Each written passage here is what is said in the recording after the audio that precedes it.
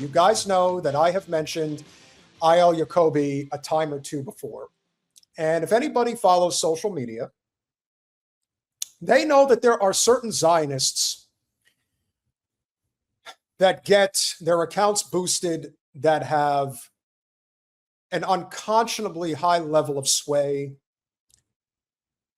in the arena of bad ideas. Most of them are bad, let's be honest.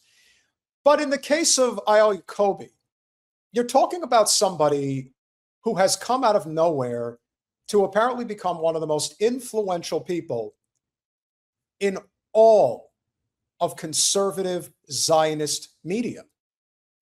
Now, one has to ask themselves, how does a 23-year-old get hundreds of thousands of followers, the following of the most high or upper echelon people in politics, including the president, as well as the richest man in the world? This doesn't happen by accident. No one ends up in these places because they get lucky. Not that high and not that fast. You know how long it took Jen and I to build this channel to 100,000 subscribers, but more specifically, how long it took Jen and I to catch our stride? 4.5 years. Eyal Yakoby miraculously became an influential voice in politics almost immediately after October 7th. Next thing you know, everybody sees him. And as JB points out, 100 tweets a day, that's quite an accomplishment. That means that all likelihood, he's tweeting 15 to 20 times an hour if he's online that often, which he probably is. But again, it pays. That's the point. His career is to spew the Zionist propaganda. I bring this up because I don't think people truly understand where he comes from, why he's influential. So I'm going to share with you a little tidbit about this man. But first, he's got a whirlwind of things to say, as he did at the Republican Jewish Congress caucus. You know, that event not too long ago where Mark Levin got up there, Ben Shapiro got up there, Randy Fine got up there, and kept talking about the importance of Israel, not the importance of America, the importance of Israel. Well, Eyal Yakoby had quite a few things to say too. You probably didn't see this one, but here's what he had to say. As the founding fathers gathered on July 4th, 1776, to declare the birth of a new nation, they looked to the ancient stories of the Bible for inspiration. Okay, so the fact that right off the bat, this guy is selling you on this idea that they look to Bible stories to inspire them to write the Constitution and the Declaration of Independence. I don't know where the hell he's getting his talking points from. But rest assured, he's not the brightest bulb in the lamp, that's for sure. Franklin envisioned the United States as a modern-day Exodus, with Moses parting the Red Sea to lead his people to freedom. Jefferson proposed for the Great Seal of the United States, the image of the children of Israel guided by a divine hand through the wilderness. America was David against the British Goliath. The Pilgrim's journey from Britain was the Israelites fleeing Egypt. America's manifest destiny was the Israelites conquering Canaan. Is this guy out of his fucking gourd? Hear that one more time. One more time. The Pilgrim's journey from Britain was the Israelites fleeing Egypt.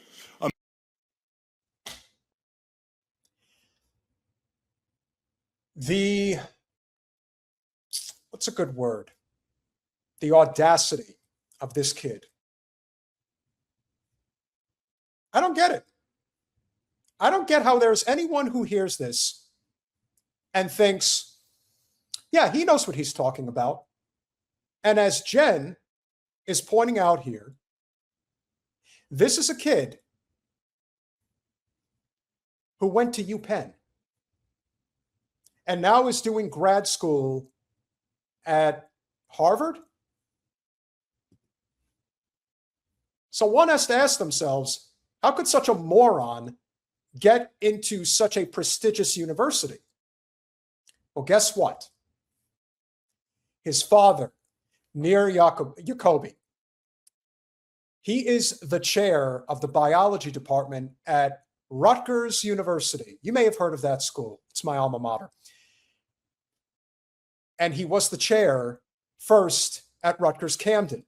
He's been the chair over at Rutgers New Brunswick for a while, but considering the trajectory of Eyal's career, it's pretty obvious that his father, in his haste, pulled some strings and was able to get him into UPenn. This is a kid who grew up in Princeton, one of the most affluent suburbs in New Jersey and probably the country. But here's another little tidbit about Mr. Yakobi and his father, Nir. They're not from this country. Well, Eyal probably was born here, but his father wasn't. He's from Israel. And they are dual citizens.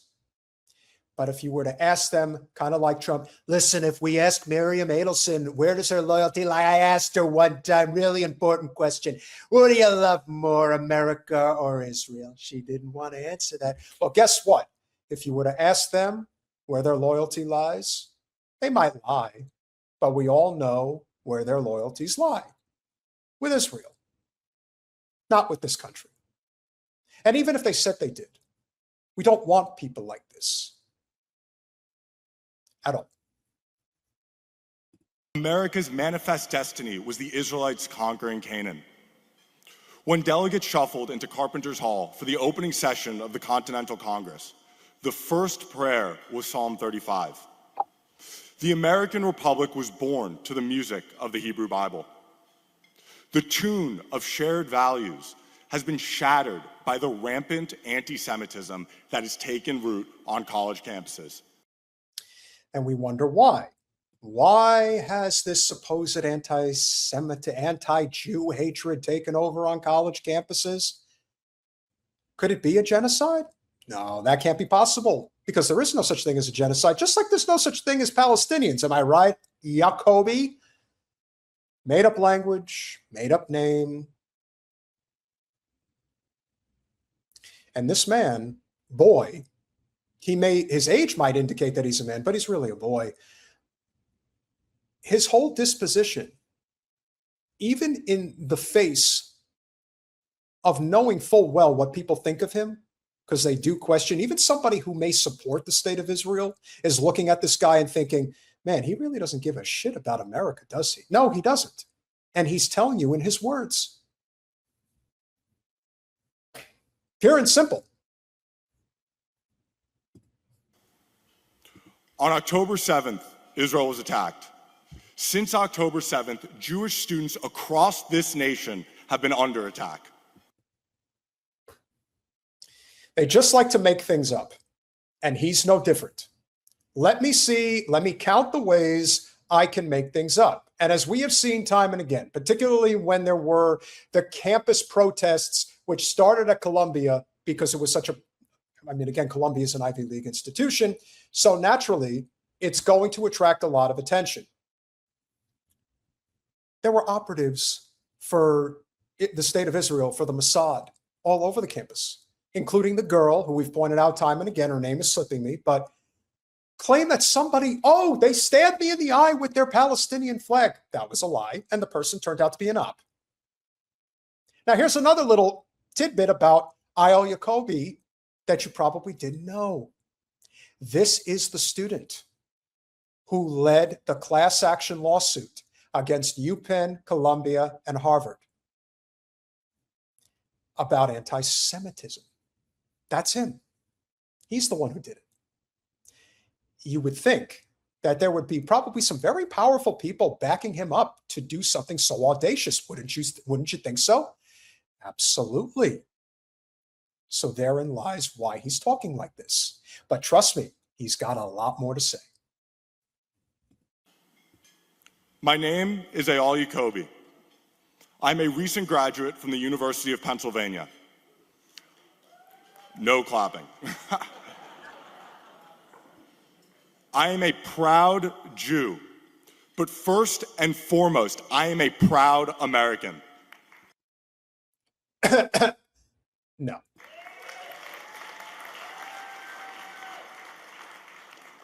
When I enrolled at Penn, I expected an education, not a bomb threat against the Center for Jewish Life on campus. Forgetting to mention that it was actually one of the Zios who did the bomb threat. But, facts can't get in the way of feelings when it comes to the Zioscope. Not a swastika spray painted inside a campus building. Not proven once again that this was done by the Zios themselves. Pretty much every circumstance where a swastika has been found, whether on a person's garage, whether in front of a campus like the Hillel or in front of a synagogue, as it turns out, they're all false flags. Every last one of them. Not the Chabad being vandalized, nor a student breaking into Hillel yelling F the Jews. In the spring, my classmates and professors erected an encampment in the heart of Penn's campus. My peers waved the PFLP flag while chanting, quote, "All Qassam make us proud." As this was happening, students remarked, quote, "Burn filthy Zio." Hey, I'll do you one better. Remove all filthy Zio from the United States. Get him out. Because if anybody is circumventing the will of the American people, it's people like him. We can't do enough for the state of Israel, as we have seen. And in the case of this dumb fuck, he's a victim. Don't you know that? I don't feel safe. That's him. He did that. He stood in front of a podium in Washington, D.C. and said, I don't feel safe. You know what? You shouldn't. Because you are advocating for the mass murder of the indigenous people of the land that you claim is yours, but it's really not. You're just a fake. Everything about you is fake, which is why you project. And everything that you have been fed by your scumbag father, because we all know that he plays a heavy hand in this, you come to this country and you take advantage of every single conceivable advantage that you have. You grew up in a wealthy suburb. You went to the finest schools. You had your father twist some arms to get you into an Ivy League school with that brain dead ass of yours. And now you're at another Ivy League school for postgraduate work. And what are you doing? You're putting lawsuits up against these schools, not because they are wealth hoarders and supporters of the military-industrial complex. Oh, no. No, what are you doing? You're finding a way to line your pockets by claiming that the school doesn't love Jews enough. I mean, how could you not laugh at this? How could you not? Who in the fuck does this kid think he is? I'll tell you who he thinks he is. A very powerful Zionist. And unfortunately, in the current structure of our country and of our political system, especially in Washington, D.C., he is important. He's not important to the average person. The average person don't even know who the hell he is. But those that are paying attention, they know who he is. He's not as impressive as he thinks he is. But believe me, he has a sense of arrogance to him that just comes straight out of his pores. He probably practices in the mirror, loves to hear himself speak. Okay. Everything's good now for him. But unlike a lot of other Zios that maybe are a little smarter in terms of keeping their head down and their mouth shut, he is not that intelligent. And so as this expose will prove, he may be riding high now, but in the not too distant future, he may be running for cover or running straight out of this country. Either way, he's not going to remain at the top forever. And frankly, he's probably not going to remain there for long. and keep protesting louder. Hamas just made a statement, and they're with us. American universities, once revered for their pursuit of knowledge, have adopted a syllabus of bigotry, violence, and harassment. To quote Reagan, there is no safety in appeasement. And right now, our universities have become experts in nothing other than appeasement. Whether it's Trump's executive order combating anti-Semitism or the critical work being done in Congress, these are not just mere measures.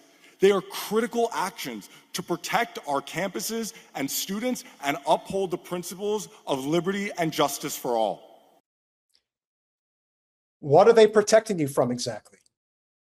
That's the big question.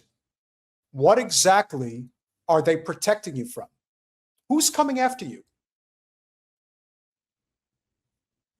The only people who are coming after you are the ones seeking justice for the people that you are giving your entire platform credence to doing their mass murder. You've been doing this since day one. You are a mass murderer by proxy. You lie. You have lied repeatedly about a lot of people. You have lied about the grapes. You have lied about the bombs. You've lied about the intentions. You also forget to mention that you have a very close relationship with Netanyahu and the Kushners. I would think that that information is probably pretty important, that the average person would want to know that. Now they know. You're not that special. You're a joke. You are a joke. The one thing we've learned about these Zionist scum, especially people like Yakobi, they're not very good at this. They're not winning new people to their cause. In fact, they're losing as many as possible every time someone who may still be on the fence isn't aware. But once they hear him, once they see what a pathetic poser and pussy this guy is, how the hell could you support this cause? But hey, he's going to continue to pontificate about how unsafe the rich Zios truly are. When professors and students in the United States openly support Hamas, an organization that explicitly calls for the murder of every Jew, it is not that our students just feel unsafe. They are inherently unsafe. Who better to uphold Washington's promise to give bigotry no sanction than Representative Stefanik and Chairwoman Fox as they lead the charge in holding universities accountable? Wow. Referencing Elise Stefanik. How'd that work out for her? Because things just took a really interesting turn for Elise Stefanik, didn't they? This was a lady who was riding high, thought she was going places in politics, really did. She really thought she was going places. And guess what? Now she's going home. She's not running for governor, and she can't get her congressional seat back. And it was all for Israel. If she decided, if she was smart, she's a schmuck, but if she was smart, she would have been able to keep her head down and continued what she was doing, and she'd still be in Congress right now. But nope, she got a little too big for her britches, or as Jen likes to say, she flew a little too close to the sun, and she overthought everything that she was doing, and now the mighty have fallen. And Yakobi will be getting his comeuppance soon enough as well, I have no doubt. Or Chairman Smith and Jordan echoing Lincoln's vision of malice toward none as they ensure that radical domestic organizations are held accountable. And Speaker Johnson, who on April 24th traveled to Columbia University declaring neither Israel nor Jewish students on this campus will ever stand alone. Oh. Together, they stand as guardians of our nation's core values. In the words of Stefanik, the fight against anti-Semitism is a fight for the soul of our nation.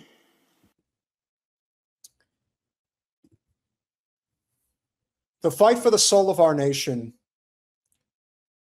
is excommunicating every last remnants of the Zionist state from our country. And that requires a revolution. So when we say revolutionary change, it's multi-layered for sure. But the Zionist state and our bought and paid for government by that Zio billionaire class and state, there is a reckoning that is coming. Yakobi is one of many. But in his case, he represents a very dangerous component of the Zionist state. He's young. Most of these Zio sycophant scumbags, they're all as old as Mark Levin. But this guy's young. And it's certainly conceivable that because of his ego and where he's from, that he'll run for office at some point and he'll have a lot of money and a lot of support behind him. But again, that's what's in the here and now. But tomorrow could be a lot different. It can change at any moment. That's what they're forgetting. They think this can last forever. It's not going to. It is incumbent upon all of us to share this story, this message, and let people know how guys like this end up where they are. He has a little bit more to say. Last month, Columbia Students for Justice in Palestine released a statement. And yes, they demonized Israel, but they also included that they are, quote, fighting for the total eradication of Western civilization. You know, these so-called anti-war protests did not start today.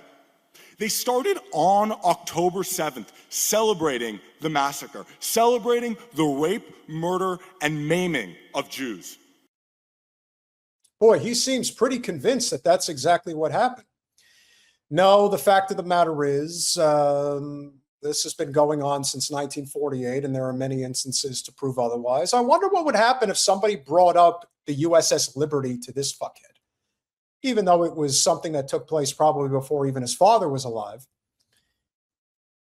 But nonetheless, they really do convince themselves that everything started on October 7th. That is their ideology. You know, Katie Halper and Russell Dobular did a great clip the other day on Katie's show regarding the similarities between Zionism and Scientology. You have to be completely disconnected from reality to believe in either ideology. And one common element that is mutually agreed upon between Zionism and Scientology is that if people do not agree with your ideology, they're a suppressive person and they must be dealt with or cut them off altogether. So it stands to reason why Yakobi is spewing this shit. My own classmates and professors at Penn organized a rally on October 8th where a speaker stated, quote, "I salute Hamas for a job well done." The State Department even confirmed that the IRGC is directly involved in the terror mobs on our streets. So no, these protesters do not have a point. Waving the flags of Hamas and Hezbollah is not a natural reaction. We need leaders who will unequivocally call out these individuals for what they truly are, and that is supporters of radical terrorism. Well, I was actually surprised that he didn't say radical Islam. But no, he didn't say that. He just said radical terrorism. I am not in the least bit surprised. But as we've discussed, they live in an insulated bubble. What seems radical and lunacy to the average person who's been paying attention to this massacre for the past 2+ years, it is abhorrent what he's saying. But to those within his ideological makeup, they think he's preaching the gospel. They think what he's talking about is spot on, incredible. How could he be wrong? He's not wrong. He's a genius. Look at this mensch of a Jew boy. Isn't he sweet? Isn't he going places? I want to play one more small clip for you guys. This is a very short clip, but it speaks to the disconnect as well as the audacity that this kid has been spewing nonstop for the last 2+ years. Have a very realistic conversation of what is the future for Jews at certain universities. And in my opinion, if people have the financial means, is to send your kids to schools that do protect Jewish students. And there are schools that exist that are protecting Jewish students, whether it be UT Austin, Vanderbilt, Emory, Duke University, University of Florida. And those schools should become the new Ivies. The term. Okay. I don't know if this is an example of caucasity, but I believe that the lack of wisdom from this fool and his complete disrespect for the history of higher education, why certain schools are Ivy, why others are not, and the idea that we make them Ivy institutions because of how pro-Israel and pro-Jewish they are.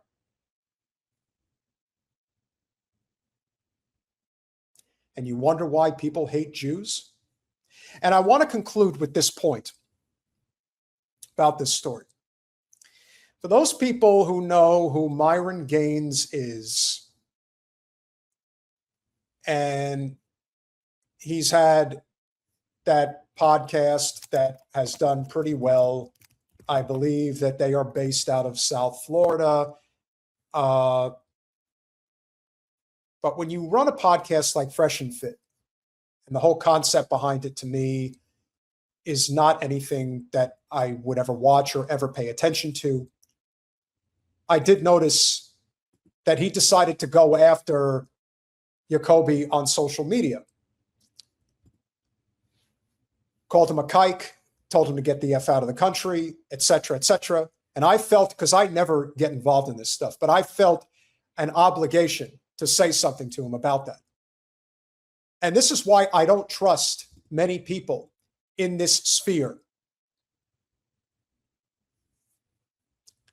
If you're using that type of language, you're feeding the cannon fodder that they want. The only people that you're helping when you use that language are Zionists. And I have to wonder, as I've pointed out to several people, starting with the likes of Dan Bilzerian and Jake Shields, when they use the language that they use, are they really trying to dismantle the Zionist state? Or are they using the hatred towards Israel, and by extension, the hatred that is mounting towards Jews, to line their pockets? Well, when you consider the type of podcast that Fresh and Fit is, it wouldn't surprise me in the least if this is all for show.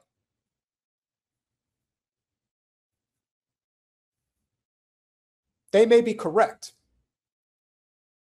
about the premise, but if you're incorrect about the strategy you will lose.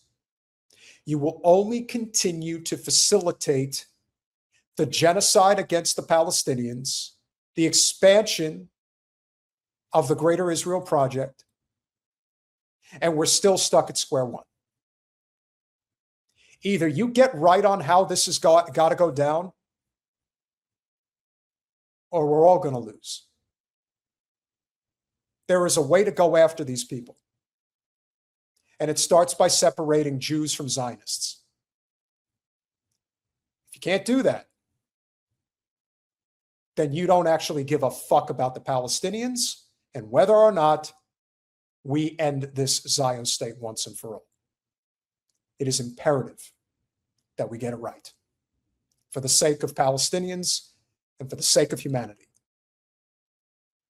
Pay attention to who's doing it the right way and who's doing it for the money.